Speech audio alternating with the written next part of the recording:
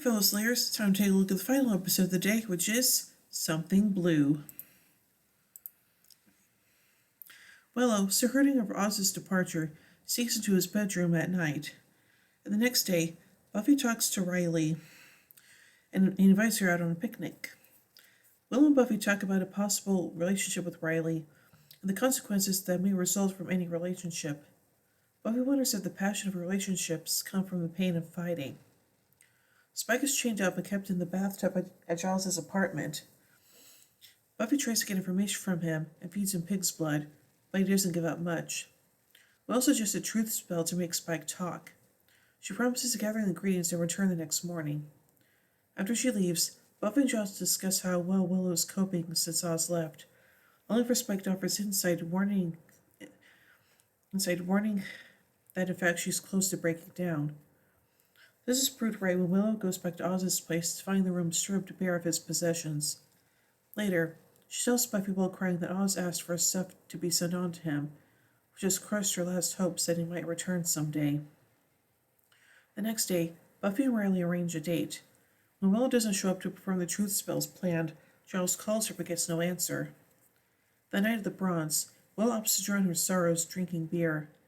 After she insults Xander, Buffy takes her back to their dorm. Later, in the bathroom, Willow performs a spell to let her will be granted in order to make her pain go away. Willow tries to see if her spell worked, but her commands don't work. She also rushes by to find out why she didn't show up, which should help him perform the spell.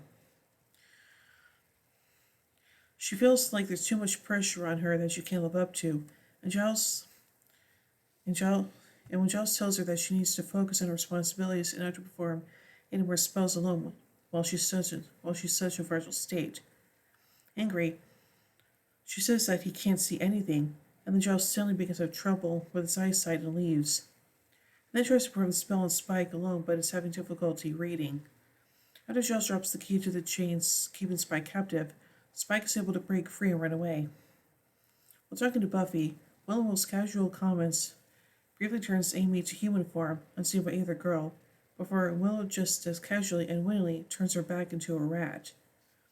After Giles calls, Buffy goes to find Spike and both are surprised when she manages to find the vampire within seconds, once more due to a hyperbolic comment from Willow. She brings him back to Giles' apartment. While talking to Xander, Willow sarcastically mentions Buffy and Spike getting married. At Giles' place, Spike proposes to Buffy and she accepts. Xander continues to try to console Willow, assuring her she'll feel better in time and will meet someone else. But Willow said with Xander's past and current relationships, stating he is a demon magnet.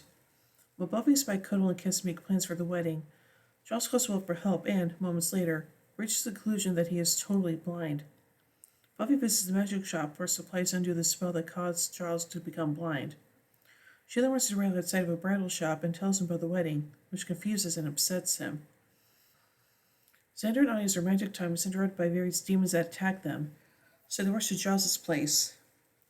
When Xander sees Buffy and Spike together and engaged, he puts the pieces together and the gang realizes that everything Willow says is coming true.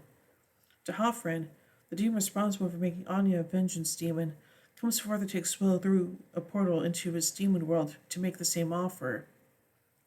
When the gang goes to look for her, Anya recognizes the remains of the portal.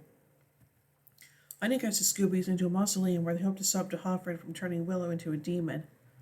In the cemetery, several demons attack, still drawn to Xander because of Willow's spell.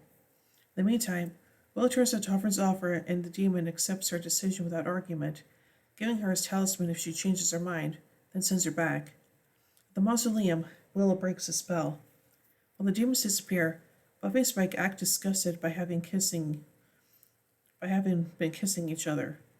Willow apologizes and tries to make up for a mess up spell with cookies, while Giles tests his restored sight.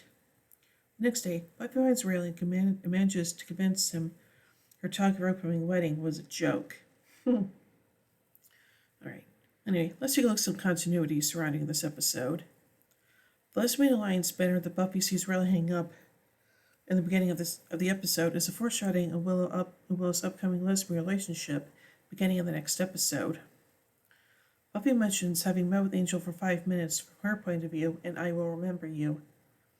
Buffy interrogates Spike about his contact with the Initiative, and she offered her information and pangs. Spike tells Buffy she must have fed Angel blood before, but she did with her own on graduation day, part 2. She feeds Spike a bag of blood and Never Leave Me, and a mug of blood through a straw again in One Girl in All the World. Both Buffy and Giles are unable to see how a member of the Scooby Gang, here Willow, is truly feeling. Spike is able to see it right away. This perceptiveness is later exploited by Spike in the Yoko Factor. Spike's interest for the soap opera Passions is first mentioned in I Wish Part 2. He moves through the boxes of soap opera digests, mentioning Passions and that he often watches them. Buffy talks to Riley about not driving often, as she was notably a bad driver in Band Candy. When seeing Willow drunk, Buffy references the time she herself became one of the Neanderthals in Beer Bad. Willow says, "Can it just make it go poof?" about her sad feelings for Oz leaving.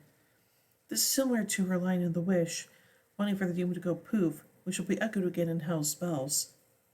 Willow talks with Buffy about not having the guts to cast a spell on Veruca in Wild at Heart.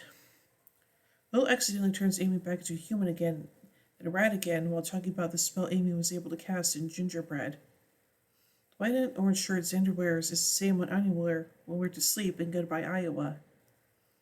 This episode foreshadows 2 major plotlines of Season 6. Willow's abuse of power for her own ends, and Buffy and Spike in a relationship. This episode marks the first time Buffy and Spike kiss, albeit under the influence of magic. They will kiss for a second time in Intervention, then the beginning of their relationship, and once more with feeling. Xander tells Willow that she'll meet someone new. In the next episode, Hush, Willow meet Tara, her eventual lover. This episode is the first to show Spike to be left-handed, also seen in Fool for Love. While successfully reversing Giles' blindness, Spike picks up a book bearing the same mark of protection Willow tried to use to protect his spell in the episode Gingerbread. The shop in which Buffy admires the wedding dress, April Fool, is the same one in which Cordelia Chase worked in The Prom. Anya describes D'Hoffryn as the lower being who made her vengeance demon 1,120 years before, as will be shown in the episode Selfless. Anya goes to a mausoleum where she communicated with D'Hoffryn, as she did in Doppelgangland. Spike will leave this mausoleum from the Iron Team to Grave. In Selfless, Willow is the talisman D'Hoffryn gave her in order to talk to him about Anya. Buffy remarks that they may be into a forgetting spell. Later, in Tabula Rasa, that comes to pass. Alright, so let's take a look at a production note from this episode. The episode's title refers to both Willow's grief, as there's something blue about her, and Buffy's engagement, as a tradition of bride wearing, among other things, something blue during her wedding. And now finally, let's take a look at some pop culture references. Will suggests a girls' night to eat Sundays to watch the comedy drama film Steel Magnolias. Spike references the Zagat Survey, a collection of ratings and reviews for restaurants and other establishments in various cities. Willow calls Spike the undead English patient, a reference to the 1992 novel and 1986 drama film The English Patient. Spike references the daytime soap opera Passions. Xander calls Willow a brave little toaster, a reference to the 1980 children's novel and 1987 animated film The Brave Little Toaster. Buffy refers to her Neanderthal experience by referencing the film 1 million years BC. Spike teases Buffy for wanting her first wedding reception dance to be the song Wind Beneath My Wings. So overall, I think this episode is kind of funny a little bit with everything going on with the team and how they react and all the stuff that Willow has happening to them and stuff like that. So yeah. But at the same time, I also like the fact that this episode is Willow focused. So yeah. So overall, I give Something Blue 4 vampire steaks out of 5. But anyway, tune tomorrow as we take the next episode, Hush. So until then, here endeth the lesson.